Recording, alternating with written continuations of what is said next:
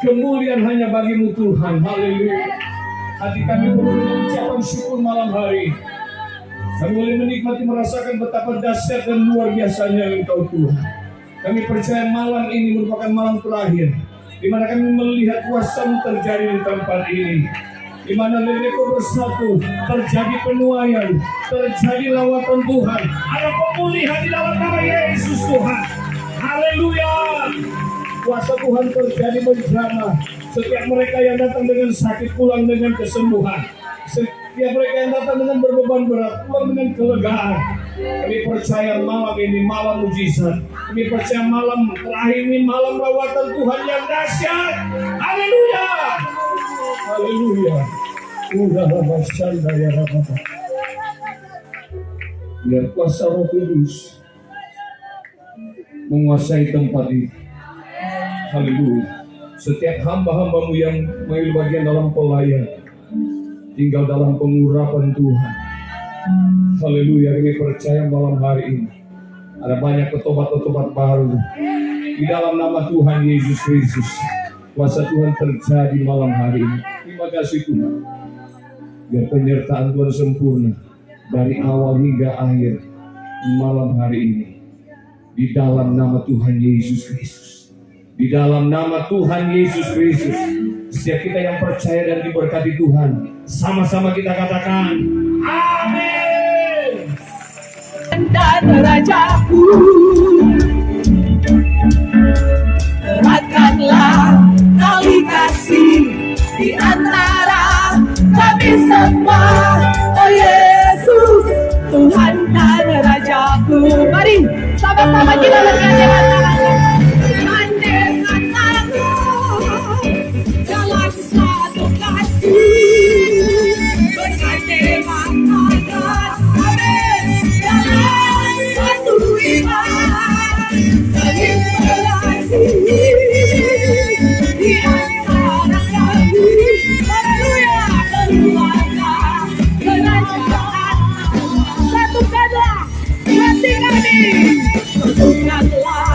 Hati kami memuji dan menyembah. Oh Yesus, Tuhan dan Rajaku.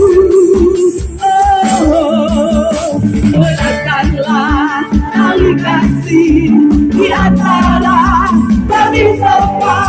Oh Yesus, Tuhan dan Raja. Mari sama-sama kita berkatakan sama. Gandenglah tangan dalam satu kasih. Bergandenglah tangan, haleluya. Haleluya.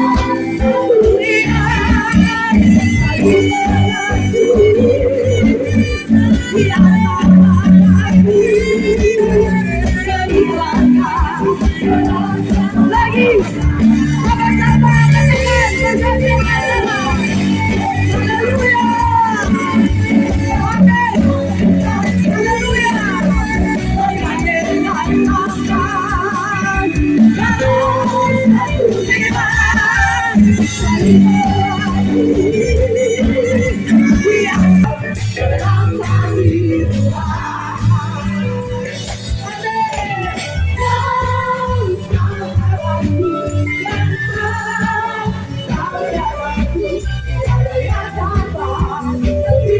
kasih Tuhan.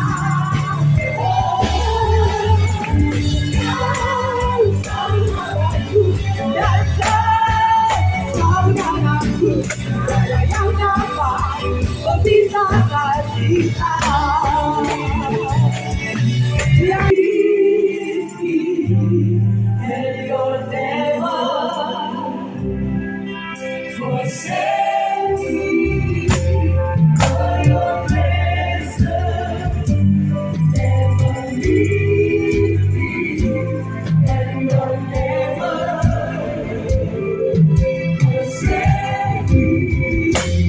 For your presence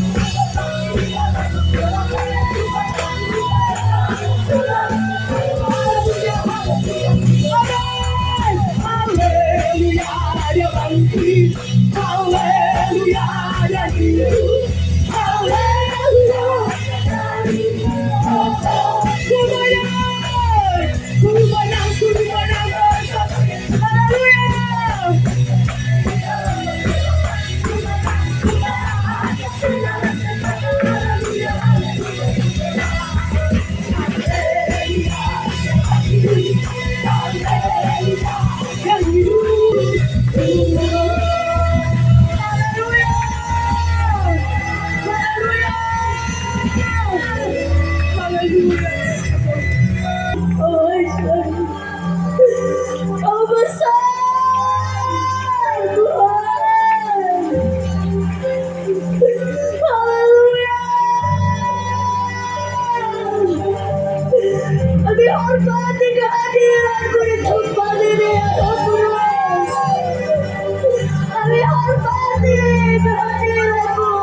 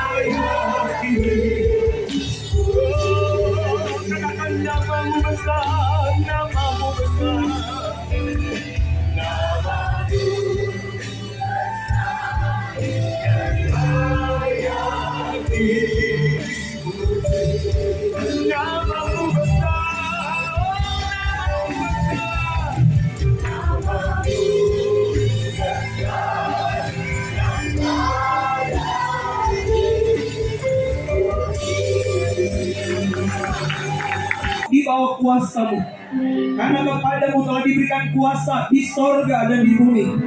Iblis ketakutan mendengar namamu Allah, karena namamu besar dan layak dipuji. Engkau ada di sini, Roh Kudus. Kami percaya setiap pekerjaan setan dikalahkan di dalam nama Yesus. dan hanya Engkau yang bekerja. Terima kasih kuasa pujian sudah menghadirkan Engkau.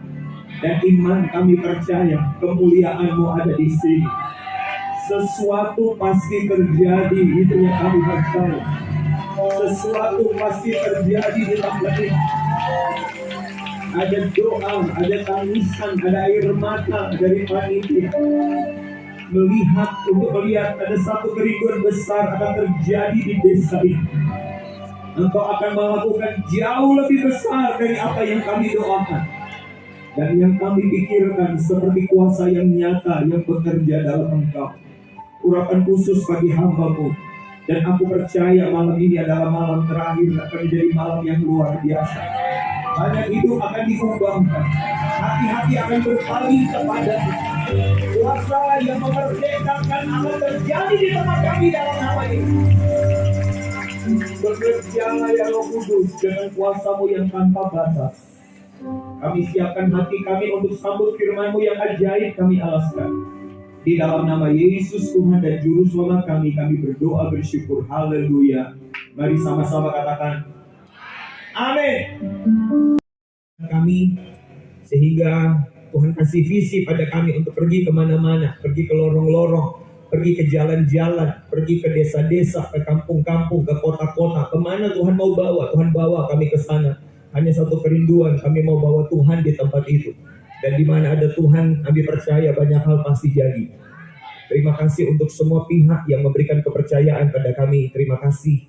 Dan Tuhan Yesus memberkati. Terima kasih untuk teman-teman di pelayanan altar.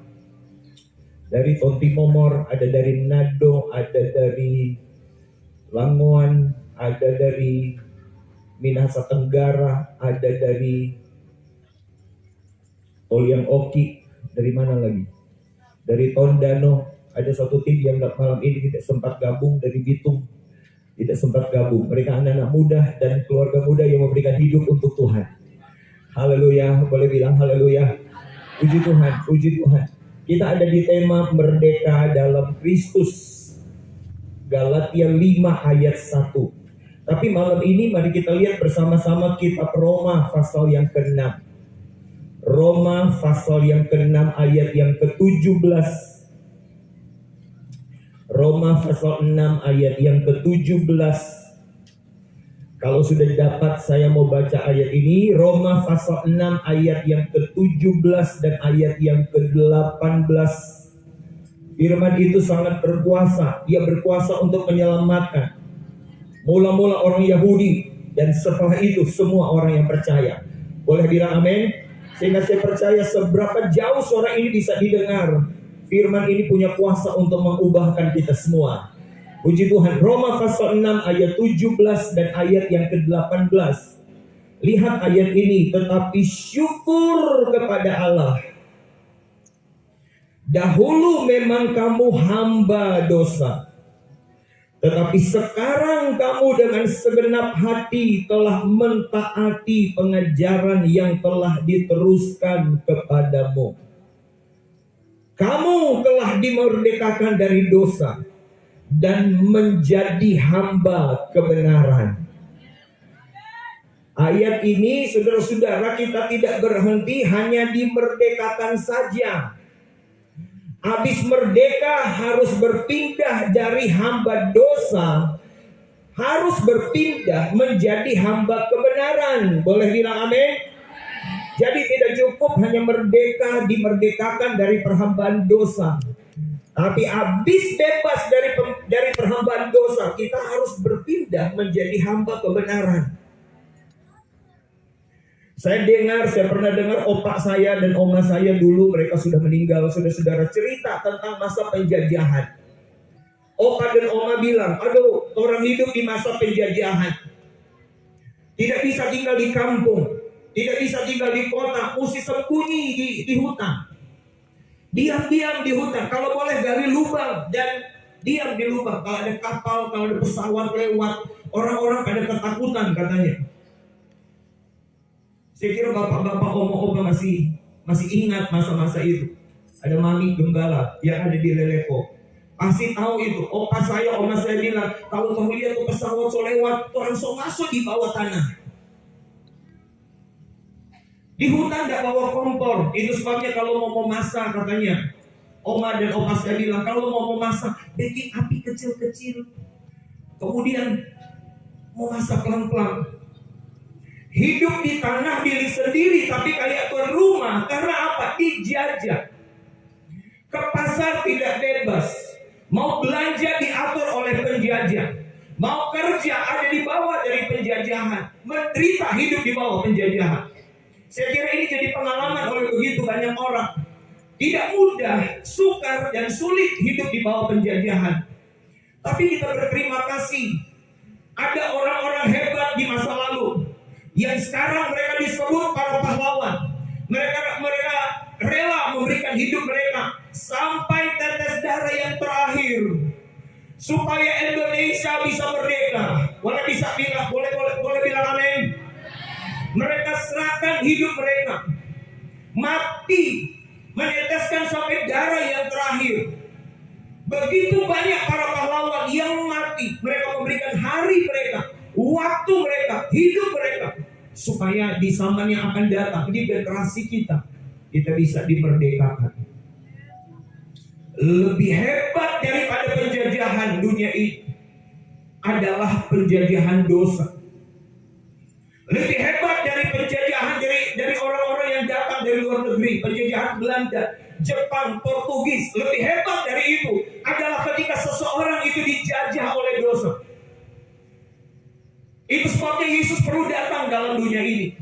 Saudara-saudara, syarat untuk membebaskan, syarat untuk penebusan itu 3. Pertama, syarat penebusan itu harus manusia. Untuk menebus kita manusia, maka yang harus menebus kita itu adalah manusia. Berarti Musa bisa. Berarti Elia bisa. Berarti orang-orang bisa. Tapi itu syarat pertama. Tapi ada syarat kedua. Yang menebus manusia, tapi manusia yang tanpa dosa. Ketika masuk ke manusia yang tanpa dosa, cuma Yesus yang tanpa dosa.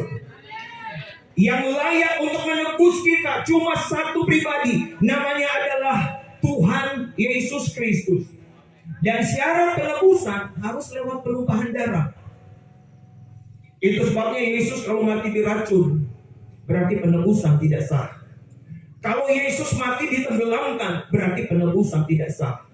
Itu sebabnya kita lihat Yesus harus rela dicambuk, tubuhnya hancur, dipakaikan mahkota duri, tangan dan kakinya dipaku, lambungnya ditikam, tubuhnya penuh dengan darah. Sebab syarat dari penebusan harus terjadi penumpahan darah. Dan cuma Tuhan yang bisa lakukan itu.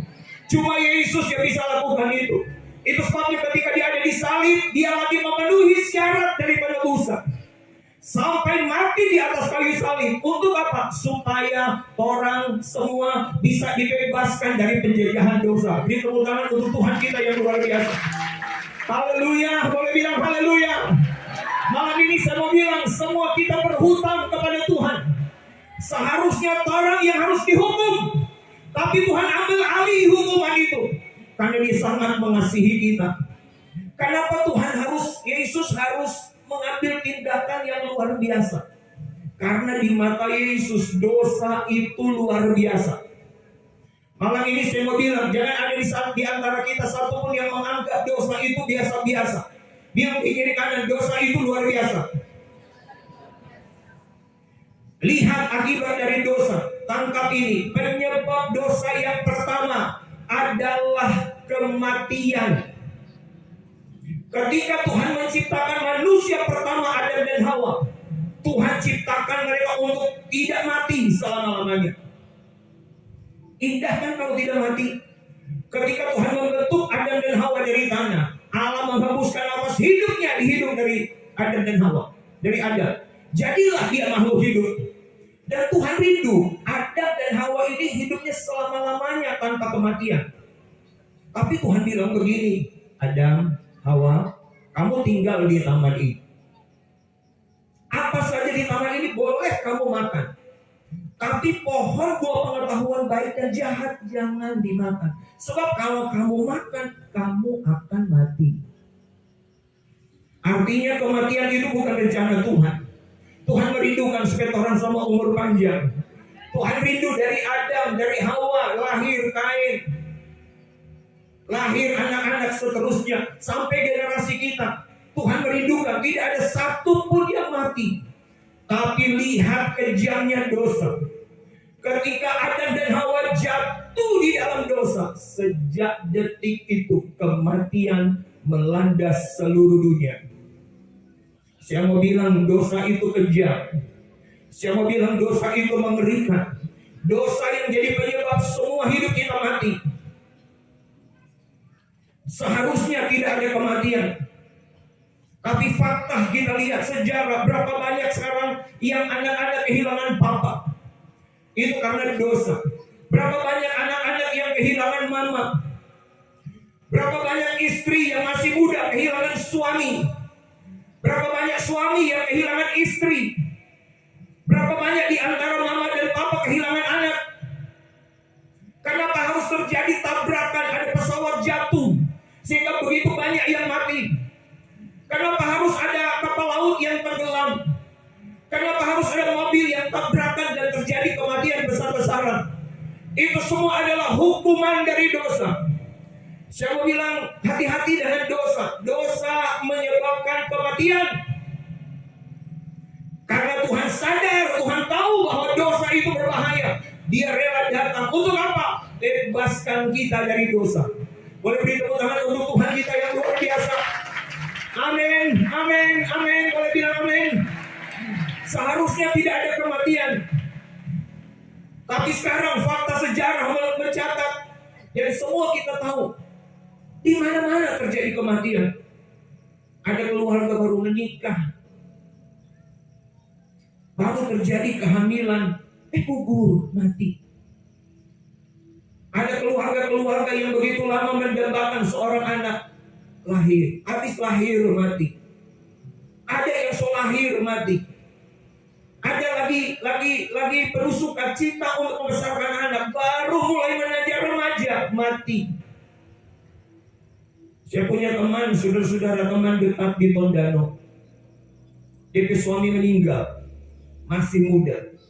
DP anak yang kedua, saudara-saudara, mirip sama sekali dengan DP papa. Jadi dia sayang sekali. Pas lulus SD, masuk SMP, dia bilang begini, Dek, Nana so SMP. Nana mau minta apa mama mau kasih? Dia bilang, Mama, karena dari antar rumah mau ke sekolah jauh, Mama beli akan motor. Dengan senang hati DP mama beli motor. Pagi-pagi DP mama bilang, pergi sekolah bawa motor. Dengan bangganya mama lihat itu anak tinggi. Siang-siang saudara-saudara, bukan anak yang kembali, tapi berita dari polisi yang kembali. Ibu pe anak dan tabrak tiang, mati. Kematian kalau melanda seluruh dunia ini, itu semua karena apa? Akibat dari dosa. Akibat dari dosa. Bilang di kiri kanan, hati-hati dengan dosa. Bilang hati-hati dengan dosa. Penyebab kedua dari dosa, dosa menyebabkan penyakit. Ketika Adam dan Hawa ada di Taman Eden, steril Taman Eden. Tidak ada penyakit di Taman Eden. Manusia begitu sehat, manusia begitu perkasa, melakukan apa saja.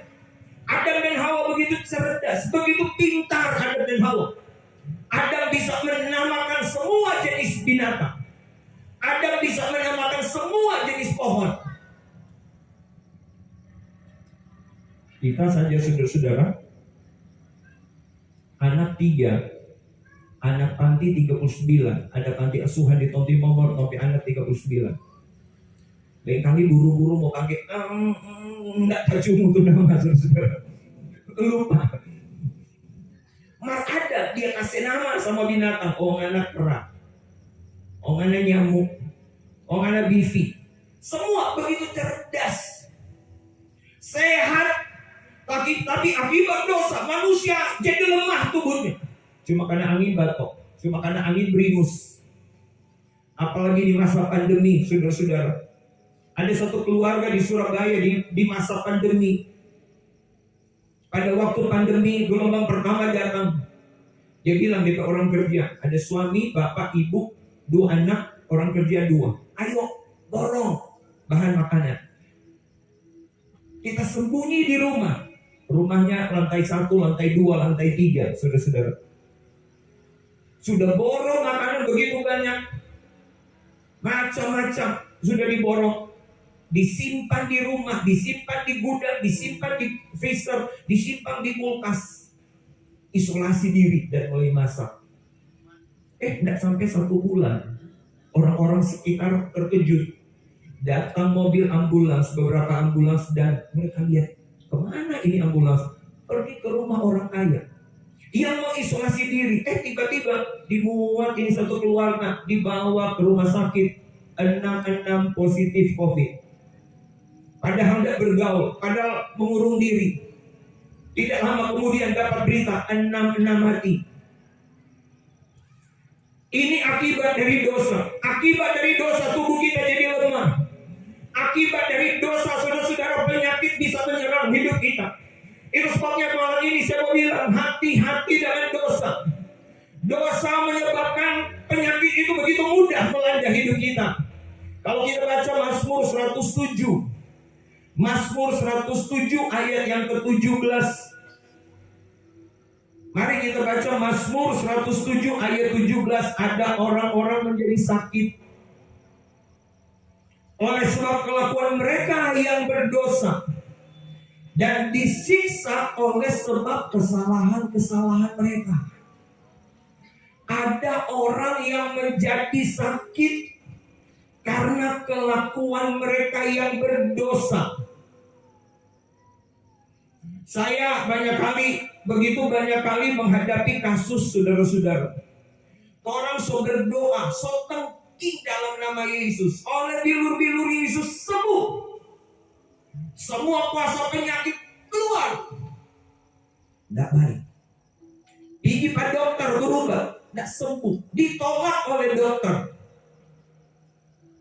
Satu kali saudara-saudara, ada satu ibu yang panggil saya, suaminya telepon datang berdoakan, tapi istri 3 dokter yang tangani tidak sembuh. So didoakan tidak sembuh. Saya datang pas kita mau ibadah, jadi suami telepon, jadi datang begitu cepat, doa cepat untuk ke ibadah. Waktu mau berdoa, Tuhan bilang begini di hati saya, DP sakit ini karena dia ada berbuat kesalahan. Saya bilang, oh mungkin ibu berbuat salah karena ada penyakit karena virus, minum obat. Ada penyakit karena setan, usir setannya. Tapi ada penyakit yang diakibatkan oleh kesalahan. Saya bilang, ada bikin kesalahan, nangis ini ibu. Kita bilang, kita tidak mau berdoa kesembuhan. Mari kita berdoa bersama-sama minta pengampunan dari Tuhan. Habis doa pengampunan saya pulang. Habis saya pulang suami telepon, tapi istri sembuh. Hati-hati dengan dosa. Hati-hati dengan dosa. Ada dosa ada penyakit yang diakibatkan oleh virus, yes. Obat boleh. Ada penyakit yang diakibatkan oleh setan, yes. Usir setan, dia sembuh. Tapi ada penyakit yang diakibatkan oleh kesalahan. Orang bisa keliling dokter manapun. Kita bisa tangking dengan cara apapun. Tapi kalau penyakit itu karena dosa, cuma satu cara untuk bisa bebas dari penyakit itu, minta pengampunan dari Tuhan.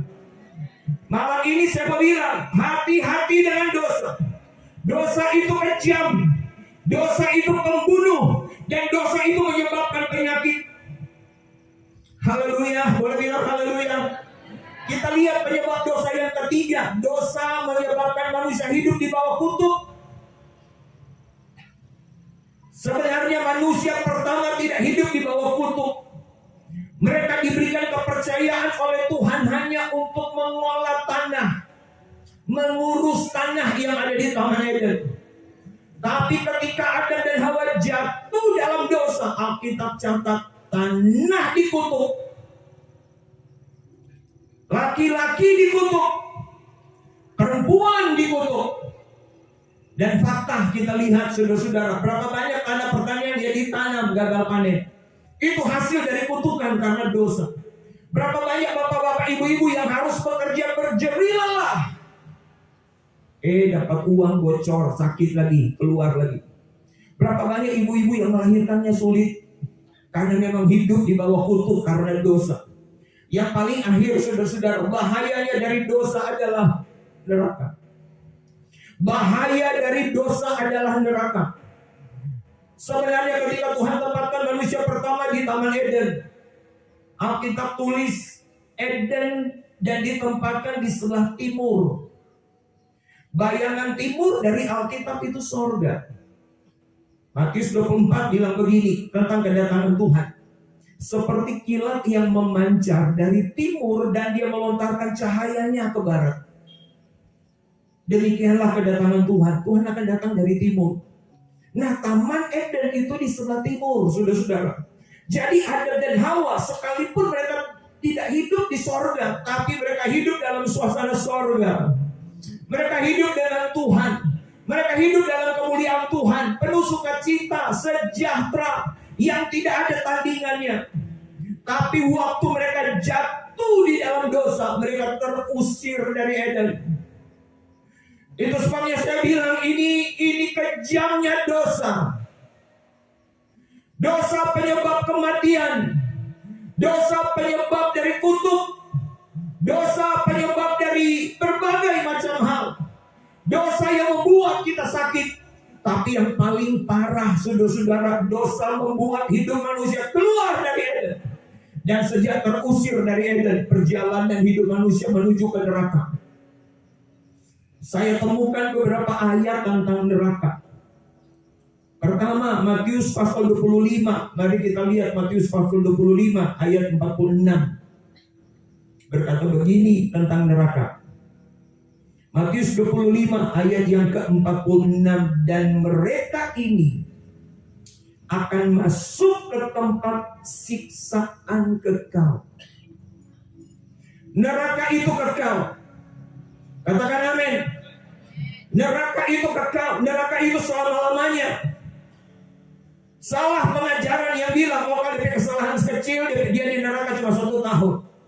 Oh kalau DP kesalahan menengah, DP hukuman di neraka 10 tahun. Oh kalau ini pembunuh ini, dia di neraka 25 tahun. Alkitab menulis neraka itu kekal. Neraka itu tidak ada ujungnya. Neraka itu tidak ada akhirnya. Saya rindu sadarkan kita semua malam hari ini. Mati akibat dosa ada neraka. Itu sebabnya KKR ini harus dibuat. Harus ada penginjilan kemana-mana.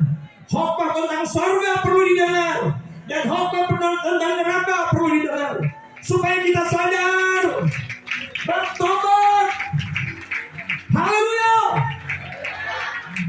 Setiap orang yang hidup dalam dosa, ingat ada neraka. Dan neraka itu kekal. Yang kedua tentang neraka. Masih dalam Matius 25 ayat 46. Dan mereka ini akan masuk ke dalam siksaan. Neraka itu bukan mall, saudara-saudara. Neraka itu bukan tempat wisata. Tapi Alkitab tulis neraka itu tempat siksaan. Saya baca satu karikatur, satu cerita pendek. Ini salah, saudara-saudara. Satu kali ada orang masuk neraka. Habis masuk neraka katanya, ini cerita salah, saudara-saudara. Ada satu orang masuk neraka. Habis dia masuk neraka, ini dia berikan kesempatan untuk kembali ke bumi untuk kasih tahu banyak orang. Pas dia datang ke neraka, dia lihat banyak artis. Dia lihat ada musik. Dia lihat, oh seperti indah katanya di neraka. Nah waktu dia pulang, dia kasih tahu, oh neraka itu indah. Nggak apa-apa bikin kejahatan, bikin juga kejahatan. Jadi mati dan sama-sama dorong ke neraka. Waktu tiba di neraka katanya kaget, penuh dengan api dan orang lagi menderita. Dia pertama bilang, di neraka enak. Siapa ternyata siksaan? Dia bilang mohon maaf, waktu kita masuk masih bulan promo katanya. Rupanya yang susah-susah disembunyikan cuma kasih yang bagus-bagus. Tapi Alkitab menulis neraka itu siksaan. Malam ini jangan ada satu jiwa pun yang akan tersiksa di neraka. Malam ini terima Tuhan secara pribadi. Malam ini kita akan buat komitmen untuk berhenti berbuat dosa. Sekali dimerdekakan, kita akan merdeka sampai selama-lamanya. Kita lihat tentang neraka. Wahyu pasal 19 ayat yang ke-20. Wahyu pasal 19 ayat 20, maka tertangkaplah binatang itu, dan bersama-sama dengan dia nabi palsu yang telah mengadakan tanda-tanda di depan mata. Dan dengan demikian ia menyesatkan mereka yang telah menerima tanda dari binatang itu dan yang telah menyembah patungnya. Lihat ayat-ayat yang berkata-kata yang berikut. Keduanya dilemparkan hidup-hidup ke dalam lautan api yang menyala-nyala oleh belerang. Neraka itu bukan tempat wisata tadi saya bilang, tapi neraka itu ada api yang tidak terpadamkan. Dan neraka itu menyala-nyala api dan belerang. Orang aja cuma terbakar sedikit, saudara-saudara, orang akan berteriak, melepok, cuma terbakar sedikit. Tapi di neraka itu bukan hanya satu tempat itu ada api. Bukan hanya di sana, bukan hanya di sini yang ada api, tapi kalau kita tulis lautan api yang penuh dengan api, sekali dimasukkan ke dalam neraka, terbakar. Jangan ada di antara kita yang berpikir, lakukan apa saja, apa yang saya mau lakukan apa saja, tanpa kita berpikir di balik dari kematian ada sorga dan ada neraka. Malam ini firman Allah mengingatkan pada kita, kejamnya dosa adalah ketika manusia jatuh di dalam dosa, jalan hidup manusia menuju ke neraka. Tapi dengar firman Allah, syukur kepada Tuhan, ayat yang kita sudah baca tadi. Yesus datang dari sorga, dia lahir di kandang yang hina dari seorang perawan Maria. Dia melayani selama 3 tahun setengah, dia membawa Injil, kabar baik, supaya Injil itu bisa diterima oleh semua manusia. Dan dia berkata, barang siapa yang percaya kepada dia tidak akan binasa, tapi akan beroleh hidup yang kekal.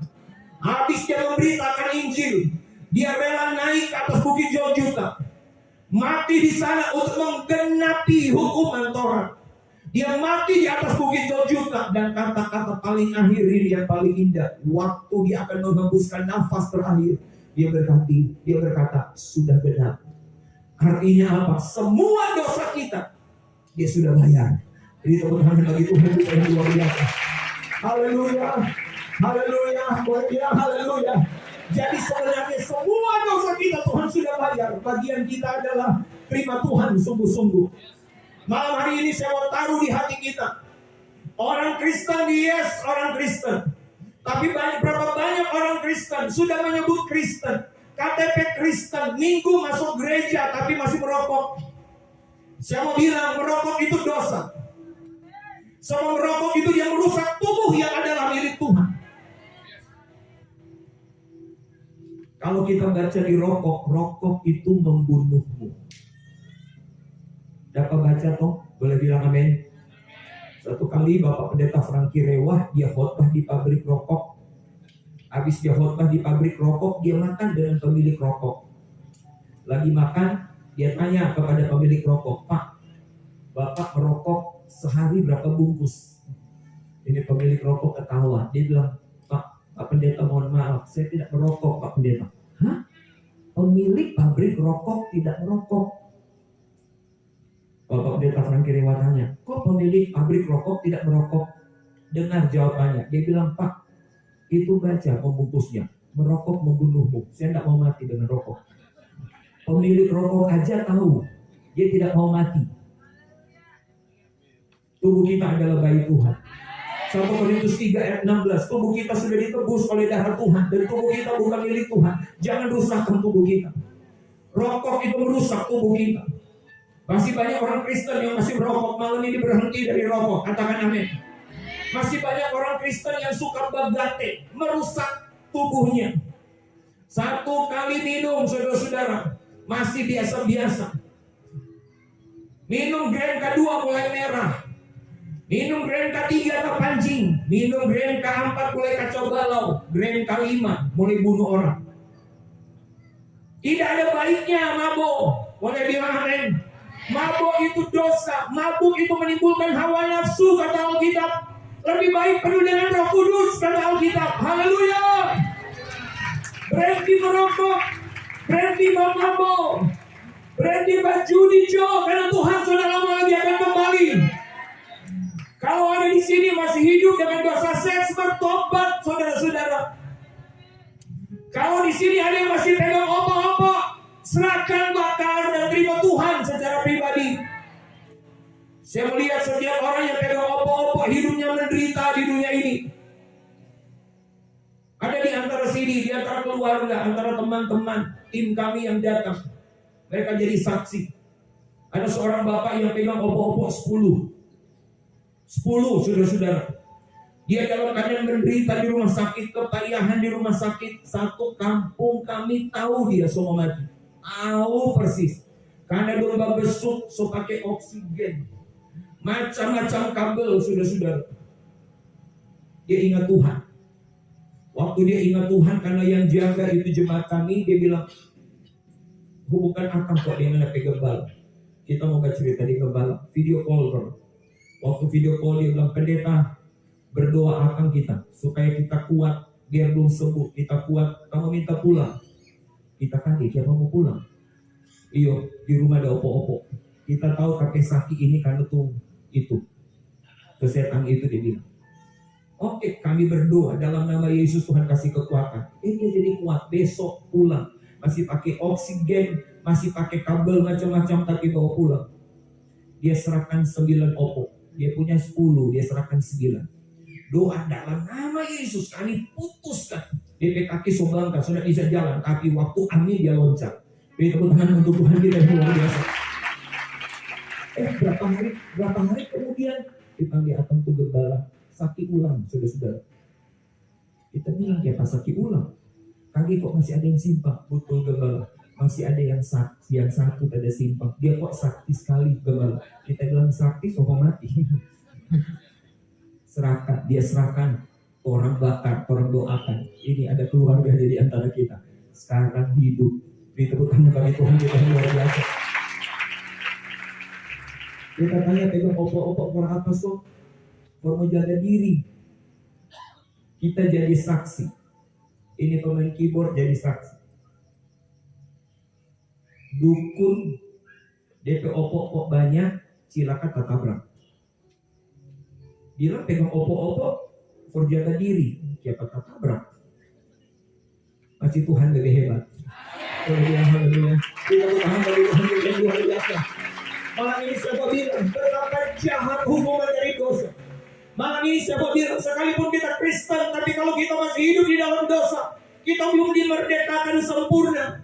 Malam ini kuasa yang akan memerdekakan akan bekerja di tengah kami, di tengah kita malam hari ini. Sekali kita dimerdekakan, merdeka sampai selama-lamanya. Dan ayat pokok yang kita sudah baca tadi, karena Tuhan sudah merdekakan kita. Mari sekarang tidak lagi menjadi hamba dosa, tapi mari kita menjadi hamba kebenaran. Haleluya. Berhenti coba kalai. Bakalai itu adalah roh dari setan. Berhenti coba mabok, katakan haleluya. Berhenti coba minum cap tikus. Berhenti coba rokok. Berhenti coba kumpul kebo. Berhenti coba pegang opo-opo. Berhenti coba lakukan kejahatan. Sekali dimerdekakan, merdeka di dalam Tuhan, katakan haleluya. Malam ini biar tema firman Allah jadi kenyataan. Kita bukan hanya dimerdekakan saja dari dosa. Kita bukan hanya dimerdekakan dari perhambaan dosa, tapi KKR ini akan mengubahkan hidup semua. Dari dosa yang memperhamba kita. Sekarang semua kita berubah menjadi orang-orang yang diperhamba oleh kebenaran. Haleluya. Sekarang mulai hidup berbuat baik. Sekarang mulai hidup berbuat benar. Sebab kalau hidup di dalam dosa itu mengerikan. Tuhan sudah lama datang, saudara-saudara. Berhenti jauh berbuat dosa, berhenti jauh berbuat kesalahan. Supaya waktu Tuhan datang bukan penghukuman yang akan kita alami, tapi sama-sama orang akan masuk surga. Boleh beri tepuk tangan untuk Tuhan kita yang luar biasa. Haleluya, boleh bilang haleluya. Malam ini kasih sayang Tuhan akan melawat kita. Malam ini kuasa Tuhan akan melawat kita malam ini. Dan sekali kita dimerdekakan, kita akan mengalami kemerdekaan seumur hidup. Dan kalau kita sudah dimerdekakan oleh Tuhan, jangan berbuat dosa lagi. Haleluya, boleh bilang haleluya. Saya nonton saudara-saudara satu video, entah benar atau tidak benar. Tuhan pernah bawa katanya dia ke neraka, dan dia lihat banyak pendeta di neraka. Waktu saya nonton itu, saudara-saudara, itu dia menguatkan saya. Bisa ada pendeta di neraka kalau pendeta tidak bertobat. Haleluya, boleh bilang haleluya.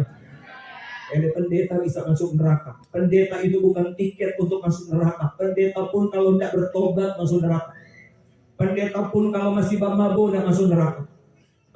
Pendeta pun kalau masih merokok tidak masuk, pasti masuk neraka. Haleluya, boleh bilang haleluya. Jadi hamba Tuhan, jadi pelayan itu bukan tiket untuk masuk surga. Kalau mau masuk surga, sekali Tuhan merdekakan, kita berpindah dari hamba dosa, sekarang mulai berbuat benar. Haleluya, boleh bilang haleluya. Ada yang baku marah di sini karena baru habis pembelian kuntua. Baku minta maaf. Sebab membenci itu sama dengan membunuh. Haleluya, boleh bilang haleluya. Ada yang simpan kepahitan di hati Anda. Kepahitan akan membunuhmu. Ada yang simpan dendam di hati Anda. Tidak perlu, saudara-saudara. Ini waktunya leleke bersatu. Ini waktunya leleke bersatu. Lupakan semua yang pernah terjadi di masa lalu. Sekarang mulai bersatu dan bergandengan tangan. Sekarang mulai jadi hamba kebenaran. Katakan haleluya. Kalau bertemu dengan orang leleko yang bersalah, bilang bertobat jauh karena Tuhan sudah lama datang. Kalau bertemu dengan masyarakat yang masih mabuk, bilang berhenti mabuk jauh karena hukuman dosa itu berbahaya. Mari sama-sama kita jadi hamba kebenaran. Kita mulai hidup benar. Kita mulai menyenangkan Tuhan. Dan kapan Tuhan datang, sama-sama kita akan masuk surga. Boleh bilang haleluya. Saya rindu berdoa malam ini. Kalau malam ini ada 1-2 jiwa yang masih diperhantui oleh dosa, malam ini kami mau undang dan kami mau doakan Anda. Tuhan kita, dia sangat membenci dosa, tapi dia mengasihi orang yang berdosa. Sekolah Alkitab Pelanguan baru buka, saudara-saudara, hari Kamis yang lalu. Saya baru bawa ada jemaat, ada 1 jiwa yang saya bimbing. Sekarang dia ada di sekolah Alkitab. 2-3 bulan lalu, saudara-saudara, 2 kali dia bunuh diri. Karena dia orang salah satu keluarga paling kaya di Sulawesi Utara. Kalau saya sebut, saudara pasti tahu. Kaya sekali. Waktu saya bawa di sekolah Alkitab, dia ketemu dengan temannya, orang Cina. Dia bilang, ada di sini. Penjahat ada di sini, dia bilang begitu. Saya ketawa dengan saudara-saudara. Habis dia pergi, yang orang Cina bicara dengan kita bilang, apa dia? Bagaimana so? Penjahat luar biasa. Pokoknya tadi mau bilang apa dia penjahat. Kita bilang, dorong orang kaya kan? Oh bukan kaya, kaya sekali lihat. Saya dipanggil oleh mama dan papanya mendoakan dia. Pertama, siapa dia bunuh diri? Dia sok kastiu dengan narkoba. Dia bilang narkoba, apa yang kita tidak minum? Dia isap. Marah sama itu bikin gila, dia bilang begitu. Dia bilang bermain perempuan, mana yang tidak bermain apa? Dosa seks luar biasa. Judi di mana yang tidak berjudi? Sampai DP Papa stres dia pada dia, saudara-saudara. DP Papa cerita, kita bilang pada dia, anak ke Amerika Jo, nanti Papa saya modal, dia mencari di Amerika. Orang miskin Jo itu, saudara-saudara. DP Papa saya modal mencari di Amerika. Paling akhir karena dia dalam keadaan stres, saudara-saudara, dia masuk jadi anggota gereja setan. Dia bilang lebih gila di gereja setan. Dia mau bunuh diri ulang. Dia bilang DP mama tak mau bunuh diri. Kita di gereja setan lebih gila di gereja setan. Stres kita, dia bilang. DP badan penuh dengan tato. DP mama bilang cari akam pendeta. Dan membawa ketemu dengan saya. 1 jam saya bicara tentang firman Allah. Lagi saya khotbah, Tuhan jamah hatinya. Dan dia diubahkan oleh Tuhan. Itu Tuhan bagi Tuhan tidak luar biasa. Penjahat harus bertobat. Dan dia akui narkoba bikin gila. Dia bilang begitu. Masuk gereja setan, dia bilang bikin gila. Masuk di gereja setan, saudara-saudara. Semua dia sobekin. Dan puji Tuhan, sekarang dia ada di sekolah Alkitab. Haleluya. Boleh bilang haleluya. Tuhan benci dosa, tapi Tuhan cinta orang berdosa. Penjahat sejahat apapun, Tuhan sangat mengasihi orang itu. Yang kedua, saudara-saudara, yang mengejutkan saya, karena waktu siswa-siswi mau masuk, kita mesti wawancara pada orang, diterima atau tidak. Ada 1 cewek badannya kecil, Waktu dia duduk mau wawancara, dia lepas DP map, dia lepas tangan dalam keadaan terbuka dua tangan. Kita kaget karena DP tangan penuh dengan dan potong-potong DP tangan. Bagian sini dijahit, kita kaget, ini cewek masih kecil. Kita lihat DP umur 18 tahun, kita bilang, "Kiap tangan DP tatanya, kiap DP tangan begini." Dia bilang, "Pak pendeta, enggak usah tanya, pokoknya tapi hidup rusak sekali. Enggak usah tanya. Yang Bapak lihat tapi tangan begini, baru Bapak ingin tahu tapi badan penuh dengan mabuk, tato." Cewek saudara-saudara. Oh kita tanya, "Kiap ada di sini?" Taso pasti hidup dalam dosa, lebih baik melayani Tuhan. Dan dia di sekolah kita. Kalau dia tahu nama Tuhan itu luar biasa. Kalau saudara lihat di Facebook, itu penginjil jalanan yang penuh dengan tato. Itu lebih dari 10 penginjil jalanan. Dari beberapa grup, beberapa tim. Sekarang mereka ada di sekolah Alkitab. Orang bilang, "Pak kita dong panggil Kak. 9 bulan di sini. Kapan-kapan kok mau keluar untuk menginjil di jalan-jalan?" Kita bilang, "Sip, pasti orang menginjil jalan-jalan." Kesaksian dari semua orang yang berbuat dosa, ada orang so jenuh dengan dosa. Narkoba bikin gila katanya, gereja setan bikin gila, saudara-saudara. Itu sebabnya malam ini saya mau bawa berita untuk kita semua. Dosa menyebabkan kehancuran dalam hidup kita. Mari sama-sama kita berhenti berbuat dosa. Mari sama-sama minta Tuhan basuh aku dengan darah-Mu dalam nama Yesus. Dan kita semua kita dibebaskan oleh Tuhan. Dan kita akan berubah menjadi alat-alat kebenaran. Berhenti berbuat dosa. Dan sekarang kita mulai melayani Tuhan. Boleh bilang amin? Kalau kita bisa lihat gereja setan sekarang bisa berubah jadi hamba Tuhan. Kita percaya dosa semerah apapun kalau kita mau serahkan hidup pada Tuhan. Tuhan sanggup jamah dan ubahkan hidup kita. Itu sebabnya kalau ada yang butuh bantuan doa malam hari ini, saya mau undang datang di depan. Ada hamba-hamba Tuhan, ada kami tim pelayanan misi. Kami sudah berdoa malam ini akan terjadi lawatan Tuhan yang luar biasa. Anda bisa maju datang di sini. Kami mau berdoa dan Anda yakin pasti lawatan Tuhan akan menjamah hidup malam ini. Hidup akan diubahkan dan sekali diperdekakan selama-lamanya. Dan mari sama-sama kita melayani Tuhan. Haleluya, haleluya, haleluya, haleluya. Katakan haleluya, haleluya, haleluya. Ku buka hati untuk jamah-Mu, berserah penuh di hadirat-Mu. Kau ambil seluruh hidupku, diam kamu.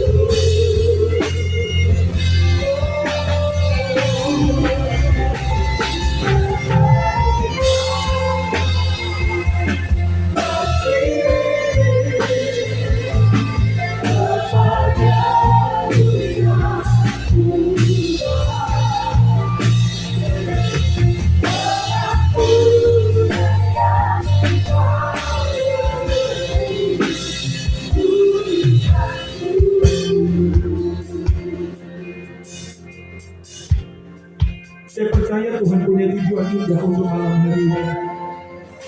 Saya mau tawarkan kalau di sini ada 1, 2, 3, 4, 5 jiwa yang Anda rasa Anda belum dimerdekakan dari dosa. Anda masih mencuri, Anda masih merampok, Anda masih merokok. Banyak kali Anda mau terlepas. Malam ini saya mau undang di tempat ini. Ada kasih Tuhan di sini. Ada kuasa Tuhan di sini. Ada kami hamba-hamba Tuhan yang akan mendoakan Anda. Anda dengar betapa kejamnya dosa, betapa ngerinya dosa. Malam ini kuasa kemerdekaan harus terjadi di tempat ini dalam nama Yesus. Saya undang dengan kasih Kristus, datang. Mari Tuhan memanggilmu dalam nama Yesus. Jangan malu datang di tempat ini. Anda akan rasa kasih sayang Tuhan akan mengalir dalam hidup Anda. Saya sudah melihat gengnya setan dilepaskan oleh Tuhan, dan sekarang dia menjadi hamba kebenaran. Saya sudah melihat dukun terima Tuhan. Saya sudah melihat banyak orang yang jahat diubahkan oleh Tuhan. Dan saya percaya kuasa dan kasih yang sama ada di sini. Ada yang mau hijrahkan hidup mereka kepada Tuhan. Ayo, mari datang. Kami mau doakan Anda. Diubahkan. Betapa besar kasih. Anda bisa maju. Ada Tuhan di sini.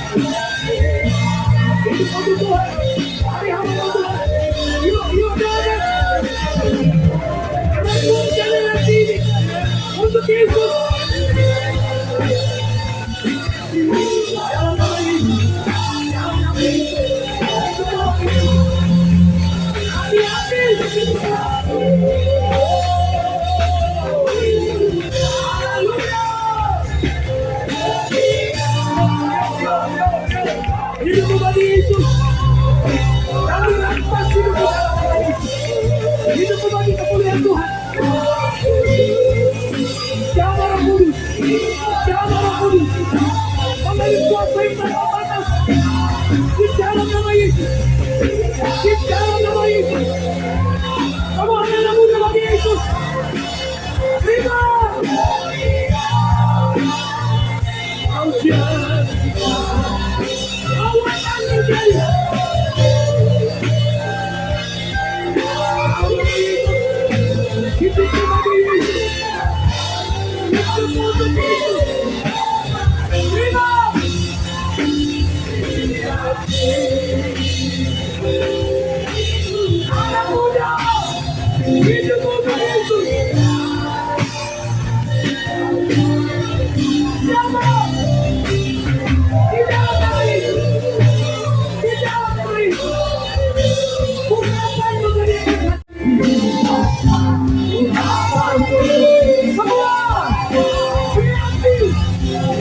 Kami hormati Bapak Pendeta Harli C.H. Wisang, Sarjana Teologi bersama dengan keluarga yang hadir saat ini dan seluruh tim yang ada. Dan yang kami hormati Ketua Badan Pekerja Majelis Wilayah Remboken, Bapak Pendeta dan Celuko, MTH. Yang kami hormati Bapak Pendeta Eski Kayuyung, MTH sebagai Ketua Majelis Wilayah Remboken bersama dengan Ibu Ketua Badan Pekerja Majelis Jemaat Gemim Getsmani Leleko, Ibu Pendeta Hana Patindas Luempo, dan seluruh pimpinan-pimpinan gereja yang hadir pada saat ini. Ada banyak hamba-hamba Tuhan, gembala, bersama dengan Ibu Rohani yang hadir, seluruh pelayan khusus, tokoh agama, tokoh masyarakat, jemaat, dan masyarakat Desa Leleko yang sudah hadir pada saat ini. Amat terlebih untuk Ketua Umum Panitia. Disebut dengan kasih Bapak Pendeta Harli C.H. Wisang, Sarjana Teologi. Terima kasih kepada Bapak bersama Ibu yang sudah melayani kita sebagai pembicara malam hari ini, memberkati kita semua, memberkati masyarakat yang ada di Desa Leleko dan sekitarnya, Kecamatan Remboken di tempat ini. Terima kasih juga kepada seluruh tim yang ada, tim altar, bahkan saya lihat ada tim penginjil, terima kasih kepada tim penginjilan Misi Kristus, ada dari Tondano, dari berbagai buat pengorbanan yang sudah diberikan. Tadi saya katakan semua untuk Tuhan. Dan terima kasih juga kepada seluruh mewakili panitia yang ada. Terima kasih kepada seluruh panitia. Ada ketua 1, sekretaris bendahara, ada juga koordinator bersama seluruh anggota panitia KKR Leleko Bersatu yang sudah mensukseskan KKR selama 6 malam. Dan juga terima kasih buat pengorbanan baik tenaga, baik waktu, pikiran, bahkan finansial yang sudah diberikan. Tuhanlah yang akan membalas dengan berkat yang Tuhan sudah janjikan bagi setiap umat yang percaya kepada Tuhan. Bahkan terima kasih juga kepada koordinator acara. Ya, saya lihat bekerja keras. Semua kita panitia yang sudah bekerja keras, bekerja sama untuk mensukseskan KKR Leleko Bersatu di desa kita yang kita cintai ini, Desa Leleko. Sekali lagi Tuhan Kami berdiri